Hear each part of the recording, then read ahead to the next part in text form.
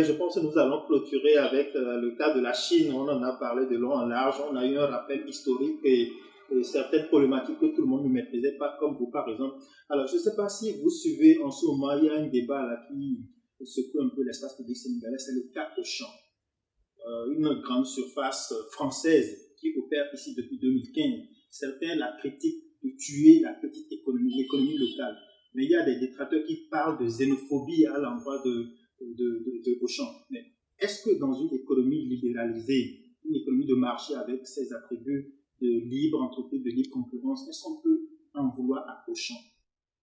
Écoutez, je crois avoir été l'un des premiers, pour ne pas dire le premier, à avoir écrit sur l'arrivée d'Auchan. Non pas parce que c'est moi qui ai eu l'information, mais parce que d'une part, j'ai été saisi par les commerçants sénégalais qui m'ont demandé de les aider à porter leur message. Ce que j'ai fait de bonne grâce. Ensuite, j'ai un petit frère qui a travaillé dans les grandes surfaces comme directeur en France. Et c'est lui-même qui m'avait dit, attention, ces gens, quand ils vont arriver, ils vont détruire le commerce du détail. Il est vrai que le commerce libéralisé existe. Mais, même dans le cadre des accords de l'OMC, il y a des clauses de protection de l'intérêt national. Que ce soit pour l'environnement, pour la sécurité ou pour l'intérêt national, on peut arrêter. Souvenez-vous, même les États-Unis, quand les Chinois ont voulu investir dans un des projets de charbon Unocoal, les Américains ont dit non. Quand les Arabes ont voulu investir sur le port de New York, les Américains ont dit non. Donc même l'OMC prévoit des clauses de promotion, de protection de l'intérêt national. S'ajoute à cela le fait que ce n'est pas dans le cadre d'un libre marché que la mise en place de Auchan s'est faite. Ça s'est fait avec l'aide de gens qui probablement ont dû être corrompus et qui ont facilité la tâche en pratiquement bradant le pays. Vous-même, on vous aurait donné les superficies qu'on a données à Auchan, on vous fait un prêt, vous pouvez aller amener ici les marchandises que les gens de Auchan vendent. Mais il y a plus grave que tout cela. C'est le fait que, semble-t-il, les produits vendus par Auchan sont des produits périmés qu'on ne vend pas en France. Et donc, moi, ça m'arrive de faire des courses là-bas et je commence maintenant à y prêter attention. Quand j'achète par exemple du jambon, jambon de bœuf ou de poulet, je commence à sentir que c'est assez mou. Donc, on dit que le goût n'est pas voilà. exactement le même. Mais eux, ils répondent en disant qu'en vérité, ils baissent, ils cassent les prix de certains produits parce que la durée de péremption approche. Mais la question qu'on se pose, c'est est-ce que le consommateur sait que le produit qu'il va acheter ne va pas durer alors que lui veut le garder pour plusieurs semaines? C'est là où, véritablement, des mouvements citoyens qui existent gagneraient à informer les gens, à vérifier les étiquettes, les contenus et à dire aux gens est-ce que ce qui vient là et à faire même des comparaisons avec ce qui se vend en Europe. Mais ça, je crois que ce travail-là n'a pas été fait. Donc, mais fondamentalement, il y a aussi un problème de souveraineté nationale. Mais M. Trump a commencé aux États-Unis à imposer des barrières tarifaires en disant on ne va pas vous laisser faire le dumping dans nos pays. Or, c'est ça qu'on fait. Qu'est-ce qui se passe avec Auchan? Ce que m'avait expliqué mon petit frère, c'est que si Auchan arrive et commence à vendre à un prix bas, au départ, progressivement, c'est une entreprise qui va évincer du marché le petit commerce de détail. Mais quand le cadre aura été assaini et qu'ils auraient été évincés, qu'est-ce qu'ils vont faire? Ils se mettent en position de monopole, j'allais même dire d'oligopole, pour pouvoir maintenant imposer aux Sénégalais leur prix, n'est-ce pas?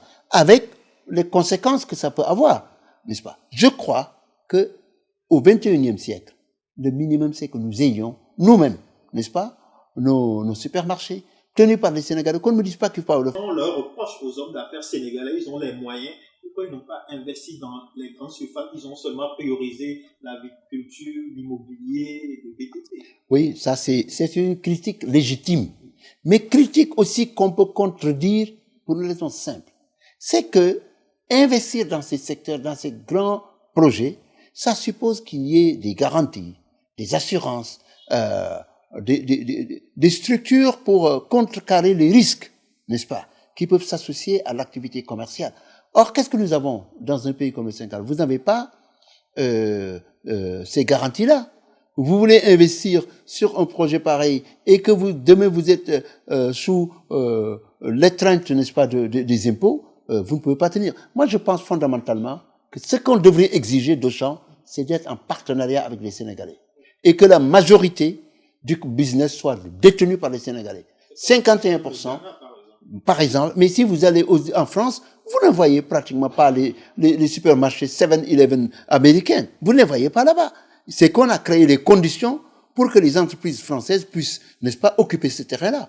Vous n'allez pas laisser à votre économie, n'est-ce pas, qui est une économie naissante, n'est-ce pas, des pans entiers être contrôlés par des entreprises qui viennent faire les bénéfices et les rapatrier. Donc, il n'y a pas d'emploi, il n'y a pas de revenus, il n'y a rien qui soit laissé dans le pays. Donc, je pense que c'est une question de patriotisme économique qui se pose aujourd'hui. Et c'est en cela que, personnellement, je soutiens le combat de ceux qui se battent contre Auchan.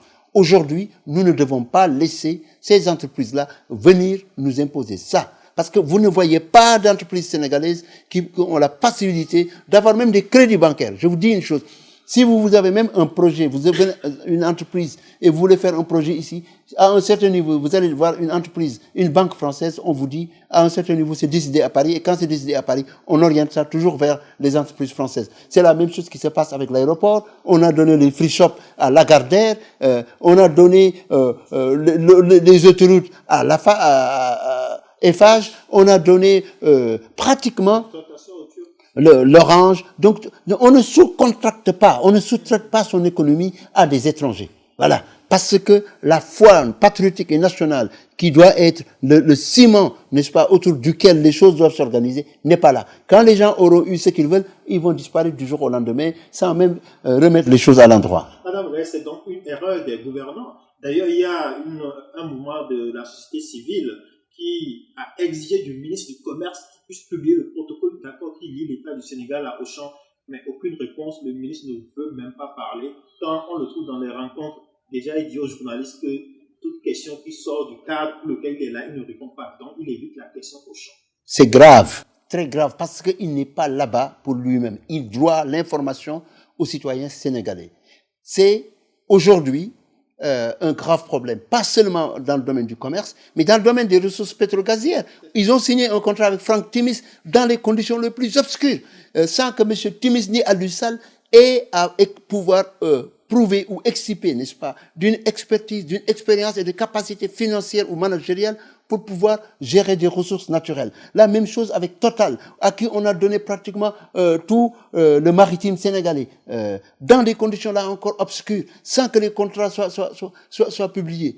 Voyez-vous, le temps où vous pouviez gouverner en étant en privé, avec quelques individus, ce temps est révolu. L'information, elle est partout. Et les gens l'exigent. Si vous ne voulez pas la donner, vous créez des tensions inutiles. Et je crois que ce soit Auchan ou dans tous les autres secteurs, ce n'est pas une faiblesse, c'est une bévue, n'est-ce pas, qui justifie que ce régime, aujourd'hui, connaît un niveau de délégitimité tellement grave qu'à la limite, il ne tient plus la route.